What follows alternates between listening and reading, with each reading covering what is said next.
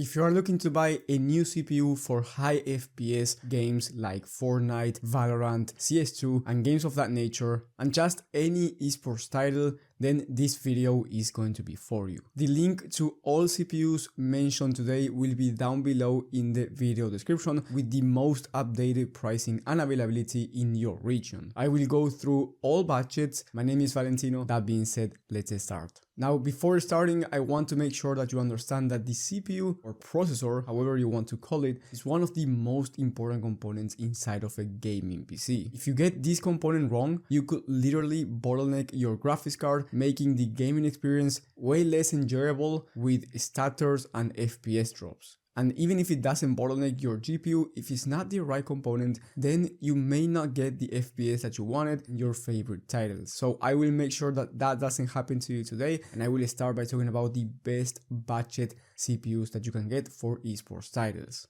Here, for the cheapest CPUs, you have two options. You can go with the Intel i3-12100F, the Ryzen 5 5500. Whether you go with Intel or AMD in this case is not really that important because both CPUs perform basically the same and they have a similar upgrade path depending on the motherboard that you choose. They are going to provide 165 plus FPS on average in esports shooters depending on your GPU, because when you recommend a CPU you also have to recommend a GPU, so that's what I'm going to do in just a moment. But if you get the proper GPU, you will be able to average over 165 plus FPS, so you can buy a 144Hz or a 165Hz 1080p monitor to play those esports games. And honestly, having a 144Hz monitor is actually a really good thing and it's much better than having a 60Hz one. So for under $100 you are spending $80 whether you go with the i3-12100F or Ryzen 5 5500, and you are getting an amazing level of performance. Remember what I said before, you need to have the proper GPU.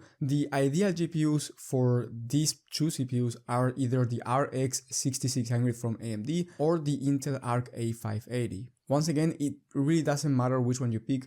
With both of these GPUs and CPUs, you will be able to achieve 165 plus FPS on average in those esports games that I've mentioned and many more. And then the maximum graphics cards I would choose for these CPUs are the RX 6750 XT or RTX 4060. They will provide much faster performance than the RX 6600 or Intel Arc A580, but anything over than this is going to be a bottleneck, and you definitely want to upgrade your CPU if you are going to be having a faster graphics card. However, the maximum GPUs are ideal if you also want to play at 1440p resolution. Well, the max GPU, the 6750 XT or RTX 4060, both are going to be great options for that. Then for the mid-range CPUs, if you have a bit of extra money to spend, for around $30 more, you can get the i5-12400F or the Ryzen 5 5600. Just like the last one, both are very similar in terms of gaming performance and they are going for about the same price at $110. These CPUs will allow you to play at 240 plus FPS in those games I've mentioned before. So if you want to step up the level of performance that you can achieve, well, this is going to be the ideal scenario for you, especially if you have just a little bit more to spend. Now, the i5-12400F usually works better at higher resolutions. So if you are thinking of getting a 1440p or 4K monitor, well, the i5-12400F is going to be your best bet. However, the Ryzen 5 5600 is very similar, and if you are already on the AM4 platform, meaning that you already have a motherboard that supports a Ryzen 5 5600, then by all means go with that one instead. Then the minimum GPU I would go with here is the RX 6650 XT from AMD. Then the ideal GPUs to pair with these CPUs are the RTX 4060 or RX 6750 XT. And then the maximum graphics card I would pick for these CPUs are either the RX 7900G RE or RTX 4070 Super. These are ideal if you want to do 1440p at a very high level, high to ultra settings in the most high demanding titles. But if you want to play just esports shooters, I believe the RX 6750 XT or RTX 4060 are going to be way more than enough. And trust me, you will be achieving higher frame rates than 240 FPS at 1080p resolution competitive settings in these type of games. The price for the i5-12400F and the Ryzen 5 5600 by the time of filming is around $110. Then if you have more money to spend, we have the upper mid-range CPUs. Both are amazing in my opinion, and you really can't go wrong with any of the two for gaming. and those are the Ryzen 5 7600 from AMD and the i5 13600KF from Intel. Both of these are ideal if you want to play at 360 plus FPS on average in those esports games, or if you want to play at 240 plus FPS on average in these same games at 1440p resolution, possibly even higher depending on the esports shooter that we are talking about, because for example, in games like Valorant at 1440p, you will be achieving way higher frame rates than 240 FPS. So you can buy a 360Hz monitor if you really want, or a 360Hz 1080p monitor, possibly a 540Hz one if you are going to be playing easy esports shooters. Now, the Ryzen 5 7600 is more upgradable over time because you are on a more recent platform and you can upgrade up to the fastest CPUs in the market right now, and also you can upgrade your CPU in the future to newer CPUs from AMD without having to replace your motherboard.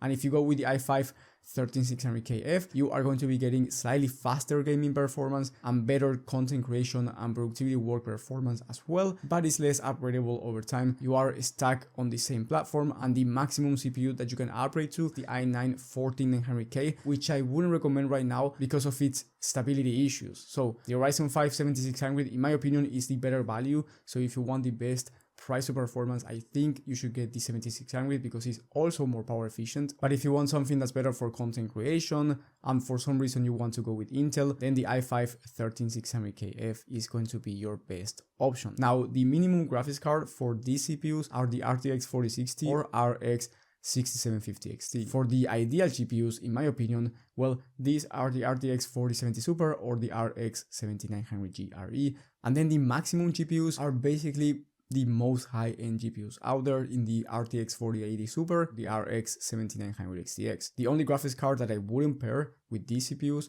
is the RTX 4090, which is the fastest one in the market, but it's also much more expensive and it's in a complete different tier. Price for the Ryzen 5 7600 is about $180, and the price for the i5 13600KF is about $210 by the time of film. Maybe when you're watching this, the price is different, so I do recommend you checking the latest pricing and availability from the links down below. And now let's go with the highest end CPU out there if you want to play those esports shooters, very high frame rates. But before we get into the best CPU in the market, I want to say that if you are finding valuable information so far, subscribe and hit the bell icon. That way you get notified when I upload more content and you get to learn more about computers. And now let's go with the highest end CPU, and this one is the Ryzen 9 7900X3D. One of the most expensive CPUs out there. Is not cheap by any means, but if you want to max out the level of performance that you can get in esports games or just any high CPU demanding title, well, this is going to be the perfect CPU for you. This is a 12-core, 24-thread gaming processor that will allow you to play at 540 plus FPS on average in those esports games. So you can pick a 360Hz 1440p monitor or a 540Hz 1080p one, especially if you want to compete at a very high level. Now, the price for this processor is $450 by the time of filming, which is a very high price. And honestly, there's another CPU, which is the Ryzen 7 7800X3D, which right now is out of stock everywhere, but it's basically the same gaming processor that will achieve the same level of performance, and sometimes it goes for a much lower price. As of right now, very expensive, and it doesn't make any sense to go with the 7800X3D when you have the 7900X3D going for around the same price. But I will leave that one as an alternative in the description in case the price falls back down. Now, the minimum graphics card I would choose for this 7900X3D is either the RTX 4070 Super or RX 7900G RE, and then the ideal graphics cards in my opinion are the RX 7900 XT or RTX 4070 Ti Super. Now, if you have a higher budget and you just want the best of the best, well, you can pair the CPU with any graphics card in the market, or you can buy the RTX 4090 as your max GPU, because this one is the best of the best, and basically there's not other GPUs that are going to beat this one in terms of performance. Or you can buy the RX 7900 XTX from AMD. Now, having the best CPU and GPU combo is amazing, but you can actually bottleneck your CPU and GPU combo with other components. You can bottleneck CPU and GPU with your memory. You can have slow RAM and be bottlenecking your gaming performance, or not have the proper power supply, or the airflow might not be enough. If you don't want to bottleneck your gaming PC long term, I highly recommend you watching my video on the best PC builds for esports games for every budget as well. You will have that one in the top right of the screen and in the video description. It's a very recent video, and trust me guys, with those PCs, you will not be bottlenecking anything. Thank you guys for watching, thank you for the support, and I will see you on the next one.